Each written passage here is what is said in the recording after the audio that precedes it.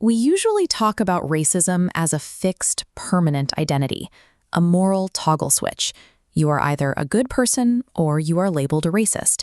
Society leans heavily on this binary because it makes social dynamics easy to categorize.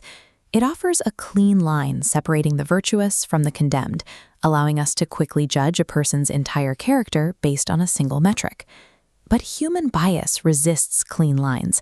When we reduce the complexity of prejudice to a single accusatory question, am I racist?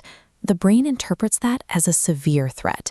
It triggers an immediate, aggressive survival response.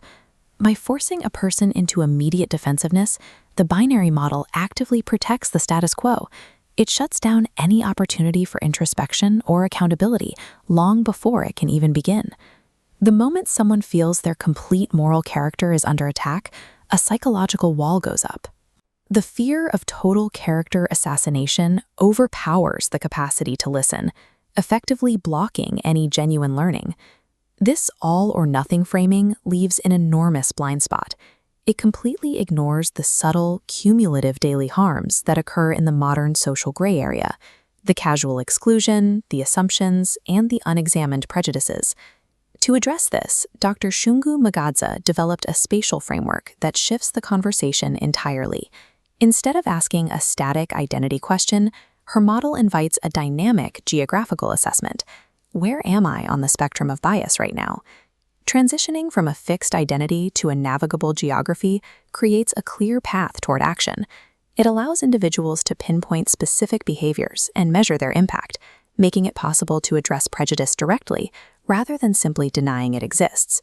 This is Dr. M'gadzah's Prejudice Racism Spectrum. It acts as a literal map of human behavior, charting actions across a continuum from extreme harm on the left to active allyship on the right. On the far left side, we find the direct racism zone. These are the obvious, visible offenses that are universally recognized: racial slurs, calculated harassment, and overt bullying. Because popular culture defines this extreme, visible edge as the entirety of racism, everything to the right of it slips under the radar. It creates a massive, dangerous cultural blind spot. This middle section is the baseline zone. It is where normalized everyday behaviors thrive: casual banter, off-color jokes, and persistent microaggressions that are easily brushed off by the people making them. Notice the word unaware hovering right above these actions. The person operating in this zone often completely dismisses their behavior as low-key, entirely disconnected from the objective hostility of the act itself. The real danger of this vast gray area is its built-in deniability. The bias might be entirely unintentional, but it still delivers measurable, devastating impacts on marginalized groups who have to navigate it daily. Existing in the crosshairs of that baseline zone takes a heavy toll. For the target, absorbing those unchecked microaggressions triggers a 12-stage psychological descent from functioning survival into deep internalized trauma. When subtle biases and exclusionary jokes accumulate day after day without any intervention or acknowledgement from institutions, the psychological weight compounds. The environment itself becomes toxic. Looking back closely at the center of the spectrum diagram, we can pinpoint the exact threshold where personal accountability finally begins. It is the moment an individual steps out of unawareness and simply recognizes their own behaviors. This transition creates intense psychological friction.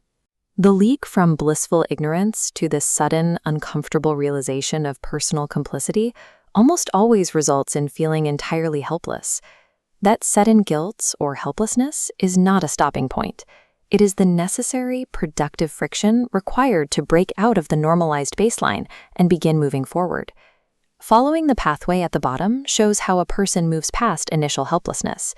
By opening up to education, they cross into the restorative right side. The green zone means moving past individual slurs to analyze systemic disparities.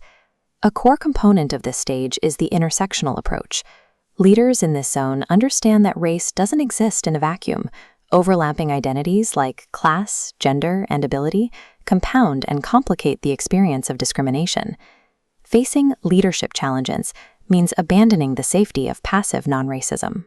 It requires proactively dismantling inequitable structures and fighting for fairer outcomes, even when it creates friction. Anti-racist leadership is an active, ongoing discipline of systems-level thinking. It is a practice you maintain, not a permanent moral badge you earn and put on a shelf. When leadership embraces that systemic discipline, the environment shifts. That change at the top creates the necessary ecosystem for victims to stop surviving and begin their own upward trajectory toward empowered thriving. Reclaiming power from oppressive structures requires robust community support, access to therapy, and strict institutional advocacy. Victims cannot navigate the healing journey in isolation. Bias is an inevitable condition of the human brain.